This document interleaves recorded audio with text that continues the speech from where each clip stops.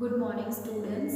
હવે આપણે જોઈએ આજે આગળના લેક્ચરની અંદર આપણે ટી સેક્શન, આઈ સેક્શન, એલ સેક્શનનો એક્ઝામ્પલ સોલ્વ કર્યો હતો. આજે આપણે જોઈએ સી સેક્શન.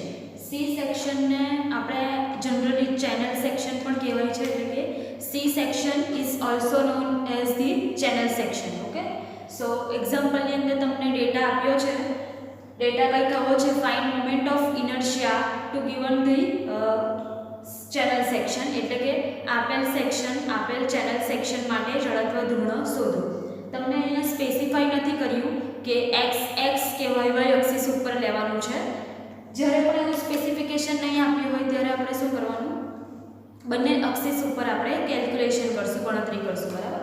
તો હવે આપણે જોઈએ ચેનલ સેક્શન એટલે કે સી સેક્શન માટે. ફિગરની અંદર તમને દેખાય છે બે ફ્લેંજ અને એક વેબ આપી છે. હોરિઝોન્ટલ એટલે કે ફ્લેંજ અને વર્ટિકલ એટલે કે વેબ આપી છે, જેની પહોળાઈ એટલે કે બ્રેડથ છે 50 mm અને જેની ડેપ્થ છે તમારી 10 mm, એટલે કે ઊંડાઈ તમને 10 mm આપી છે ફ્લેંજની.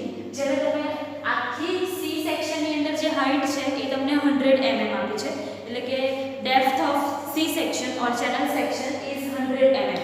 એટલે કે flange plus web plus flange ત્રણનો સમેશન કરે તો તમને હાઈટ કેટલી આપી છે? 100 mm આપી છે. બરાબર?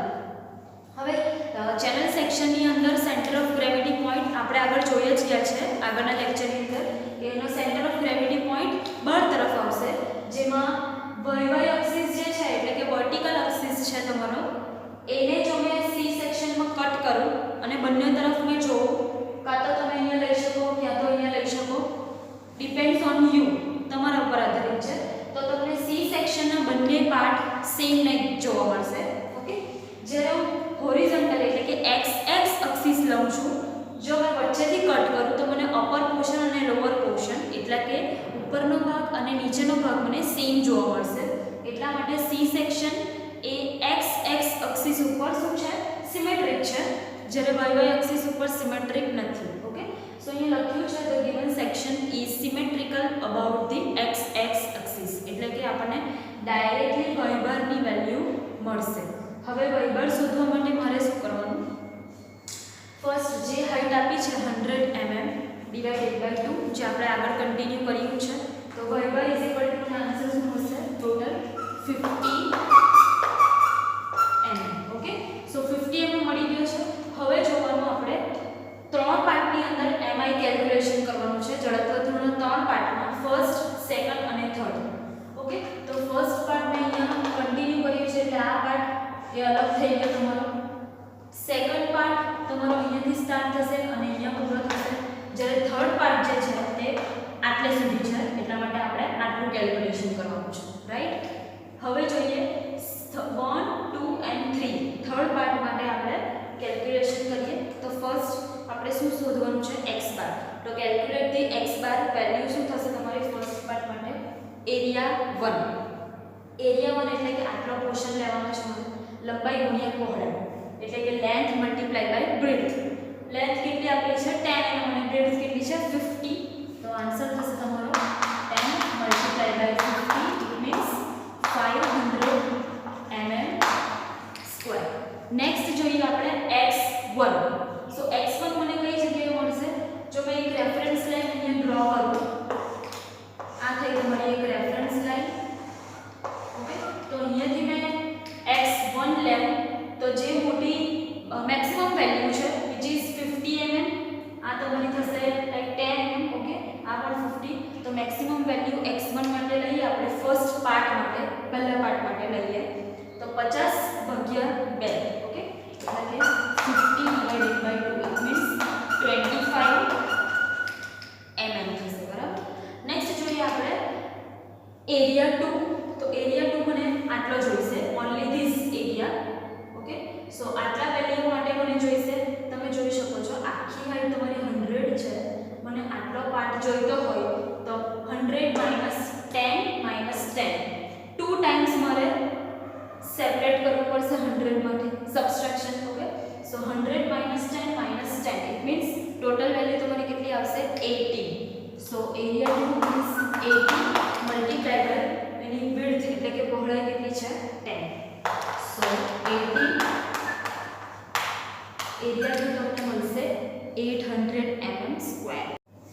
સો હવે જોઈએ આપણે એરિયા 3 એન્ડ x3. હવે તમે આ ફિગરની અંદર જોઈ શકો છો ફ્લેંજ ઉપર અને નીચેની તરફ સાઈઝ સેમ આપી છે. એટલે ફર્સ્ટ સેક્શન અને થર્ડ સેક્શન પહેલો અને ત્રીજો પાર્ટ સેમ આપ્યો છે. 15 mm 50 mm 10 mm and 10 mm. સો તમને અહીંયા એરિયા 3 ની વેલ્યુ જે છે એ એરિયા 1 ની વેલ્યુ જે છે એ જ આવવાની છે. અને next x3 is equals to x1 બંનેની વેલ્યુ કેવી આવવાની? સેમ આવવાની. એટલે first part is equal two third part થવાનું છે, રાઈટ? એટલું થાય પછી મારે શું ફાઇન્ડ કરવાનું? x બાર, જેની ઇક્વેશન છે a1x1 a2x2 a3x3 divided by a1 a2 x3. અહીંયા ઓલરેડી મેં વેલ્યુ મૂકી જ છે. a1x1 a2x2 a3x3 a1 a2 a3. હવે જોઈએ આપણી કેલ્ક્યુલેશન x બારનું કયું આવે છે તે. તો 500 into 25 plus 800 into 5 plus 500 into 25 whole divided by 500 plus 800 plus 500. Total answer આવશે તમારો 16.11. સો તમારો x બાર જે છે એ 16.11 mm છે, જ્યારે y બાર તમારો કેટલો છે? 50 mm છે. હવે આગળના કેલ્ક્યુલેશનમાં આપણે ixx 1 2 and 3 શોધીશું. એના પછી આવશે iyy 1 2 and 3, જેની અંદર ixx 1 અને ixx 3 સેમ આવે. હવે આપણે જોઈએ ixx નું કેલ્ક્યુલેશન અને iyy નું કેલ્ક્યુલેશન ફર્સ્ટ પાર્ટ માટે, સેકન્ડ પાર્ટ માટે અને થર્ડ પાર્ટ માટે. ઓકે, હવે ixx 1 ની અંદર ઇક્વેશન શું હતું? ig ah². ig ની અંદર ઇક્વેશન હતું bd³/12. ઓકે, સો હવે જોઈએ ફર્સ્ટ પાર્ટ માટે ixx 1 શોધતા હોય આપણે ત્યારે b is 50 અને d is 10. એટલે કે b ની વેલ્યુ તમારી પહોળાઈ જે 50 mm આપી છે અને d ની વેલ્યુ 10 mm આપી છે તમને, રાઈટ? તો આપણે કેલ્ક્યુલેશન કરીએ ixx 1 નું calculation. So 50 into 10³ divided by 12 plus area કેટલા આપે છે? ફર્સ્ટ પાર્ટ માટે એરિયા આવશે તમારો 500 into નેક્સ્ટ હવે જોઈએ આપણે સ્મોલ h ની વેલ્યુ.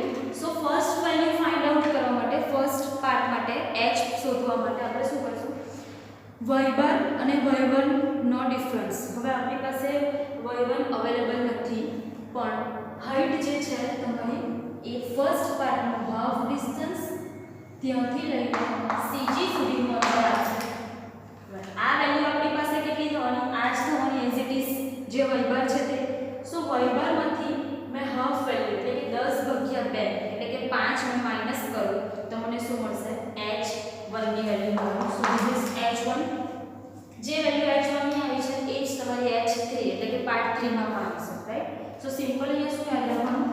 y બાર માઈનસ ફર્સ્ટ પાર્ટ છે એનું હાફ ડિસ્ટન્સ. સિમ્પલ. સો આ આન્સર હશે તમારો 5². ઓકે, તમને જો આઈડિયા નહીં આવતી હોય, સમજ નહીં પડતી હોય તો સિમ્પલ યાદ રાખવાનું y બાર માઈનસ ફર્સ્ટ પાર્ટ જે છે પહેલો પાર્ટ તેનો ડેપ્થ એટલે કે તેની ઊંડાઈનું અડધું લઈ લેવાનું, હાફ લઈ લેવાનું. સો 50 - 5² ઓકે, ડન. સો નેક્સ્ટ આપણે જોઈએ calculation 50 into 10⁻³ divided by 12. Answer is 4.16 into 10⁻³ plus calculation of this part 50 - 5² multiplied by 500. Answer is 1.0125 into 10⁻⁶. Now in this type of case આપણે શું કરશું? આવા કેસની અંદર તમને 10⁻³ અને 10⁻⁶ અલગ અલગ આપ્યું છે. સો આખી વેલ્યુ આપણે કેલ્ક્યુલેશન કરીએ for easy way plus 1.0.25 into 10⁻⁶. So answer તમારો આવશે બરોબર 1.016 into 10⁻⁶ mm⁻⁴. Okay, so total ixx 1 થશે તમારો 1.016 into 10⁻⁶ mm⁻⁴. નેક્સ્ટ જોઈએ આપણે ixx2.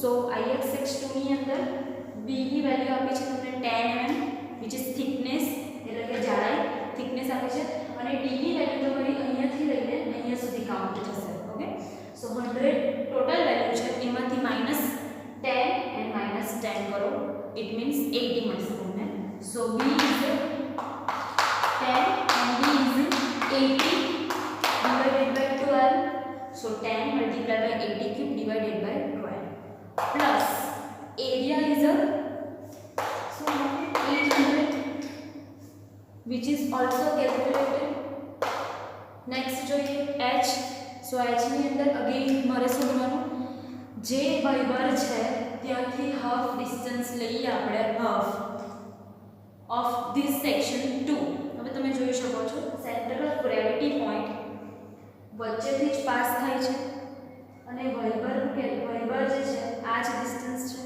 ઓકે સો તમને આ કેસની અંદર જ્યારે ixx પાસ થાય છે જ્યાં સિમેટ્રિક છે તો એ જગ્યા ઉપર તમને હાઈટ નહીં મળશે ઓકે સો h મને શું મળવાનું 0 ઓકે કેમ બીકોઝ સેક્શન નંબર 2 નું half it means this value and remaining portion this value are also the y bar એટલે કે વાયબર એ જ સેક્શન 2 નો વાય 2 છે સો તમને હાઈટ અહીંયા કન્સિડર કરવામાં આવતી નથી એટલા માટે height is 0 okay so total value તમારી થશે 10 multiply by 80 cube divided by 12 it means તમારી વેલ્યુ આવશે 426.66 into 10 raised to 3 mm raised to 4 so ixx2 થશે તમારો 426.66 into 10 raised to 3 mm raised to 4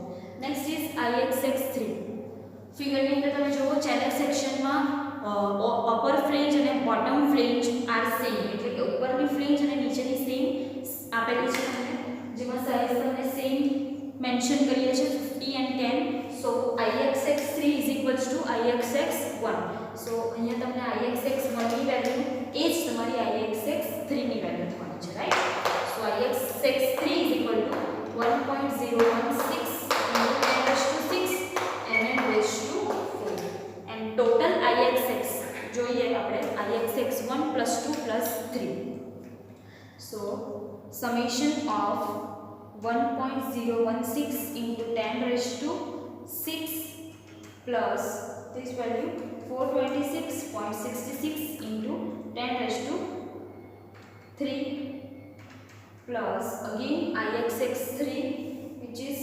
1.016 into 10 raised to 6 and we get 2.45 into 10 raised to 6 so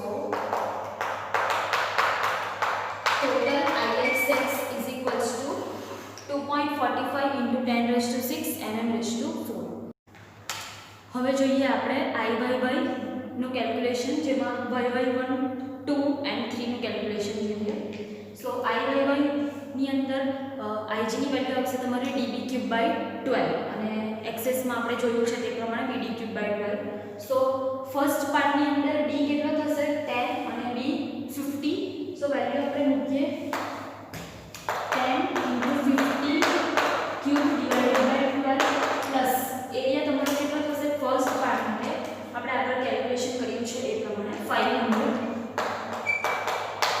હવે જોઈએ આપણે h નું calculation સો h ના calculation માટે y તમને નથી યાદ રહેતું ઓકે સો એના માટે આપણે શું કરવાનું ixx શોધતા હોય ત્યારે h ની value in terms of y એટલે કે વર્ટિકલી શોધવામાં આવે છે જ્યારે y શોધતા હોય મીન્સ iyy શોધતા હોય ત્યારે h ની value in terms of horizontally define કરવામાં આવે ઓકે સો y ના કેસની અંદર x ની વેલ્યુ લેવાની એન્ડ x ના કેસની અંદર y ની વેલ્યુ લેવાની છે રાઈટ સો iy1 ની અંદર h ની વેલ્યુ જોઈએ આપણે સો x બાર અને x1 નો ડિફરન્સ લઈએ 25 and 60 so 25 - 60.11 whole square right જો તમને આઈડિયા નહીં આવતી હોય h તો આગળના વિડિયોની અંદર તમને h1 h2 h3 કઈ પોઝિશન પર છે એ બતાવ્યું છે ઓકે સો નેક્સ્ટ આપણે જોઈ લઈએ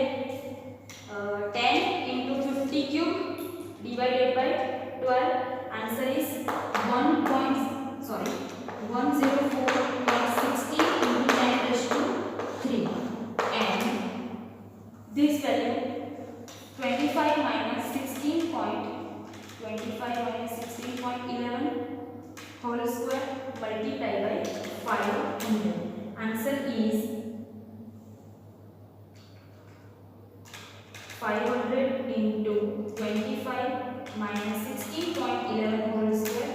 Answer is 39.51 into 10 raised to 3. So તમારો ટોટલ આન્સર આવશે 104.16 plus 39.51. Answer is 143.67 into 10 raised to 3 and then raised to 4. Okay. So I1 is equals to 143.67 into 10 raised to 3. You can also write this value as 1.43 into 10 raised to 5 and then raised to 4. Means 2 points are replaced. 1.42 into 10 raised to 5 and then raised to 4. Next જોઈએ આપણે I/2. I/2 ની અંદર D ની value આવશે તમારે, this value is 80 mm અને B ની value આવશે તમારે 10 mm. Okay, so 80 into 10 cube divided by 12 plus area તમને આપ્યો છે અહીંયા area 800 multiplied by h. Now h ની વેલ્યુ સેકન્ડ પાર્ટ માટે x1 and x2 બંનેનો ડિફરન્સ લો, તફાવત લો.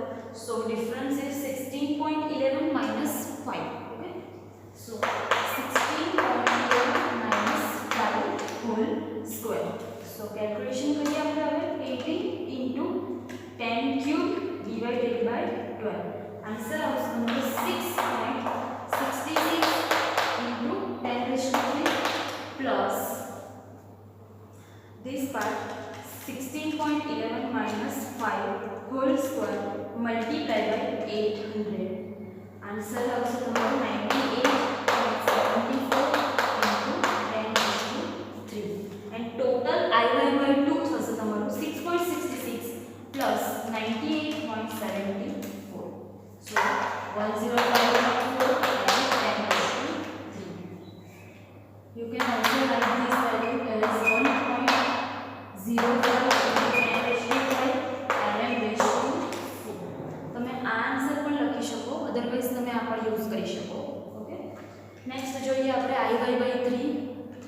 સેમ વસ્તુ, upper flange and bottom flange, ઉપરની ફ્લેંજ અને નીચેની ફ્લેંજ સેમ છે એટલા માટે y/3 and y/1 are same. Okay, so I/3 is 1.43 into 10 raised to 5 mm raised to 4 and total I/y is equal to y/1, y/2 and y/3. So answer is 1.43 plus 1.05 plus 1.43. It's 3.91 into 10 raised to 5 mm raised to 4. So total I/y 3.91 into 10 raised to 5 mm raised to 4. અહીં તમારું Ixx અને Iyy આપણે calculation over કરીએ છીએ, example over થાય છે.